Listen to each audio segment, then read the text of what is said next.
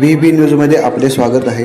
पंढरपूरच्या श्री विठ्ठल रुक्मिणी मंदिरातील मुखदर्शन रांगेत आज पहाटेच्या वेळी गंभीर प्रकार उघडकीस आल्याची माहिती समोर आली आहे।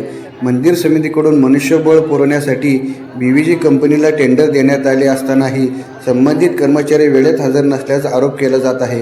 कर्मचाऱ्याच्या अनुपस्थितीमुळे दर्शन रांगेतील व्यवस्थेवर परिणाम झाला आणि भाविकांची मोठी गर्दी झाल्याने काही काळ चेंगराचेंगरी सदृश्य परिस्थिती निर्माण झाली। यामुळे दर्शनासाठी आलेल्या अनेक भाविकांना त्रास सहन करावा लागला। मंदिर प्रशासन भाविकांना उत्तम सुविधा देत असल्याचे दावे करत असताना अशी परिस्थिती का निर्माण झाली? BVG कंपनीच्या कर्मचाऱ्याची जबाबदारी निश्चित केली जाणार का? आणि भाविकांच्या सुरक्षेसंबंधी या गंभीर प्रकरणाची चौकशी होणार का? असे प्रश्न आता भाविक आणि स्थानिक नागरिकांकडून उपस्थित केले जात आहेत। या घटनेनंतर मंदिर प्रशासन आणि BVG कंपनी यांची भूमिका काय असणार याकडे सर्वांचे लक्ष लागले आहे।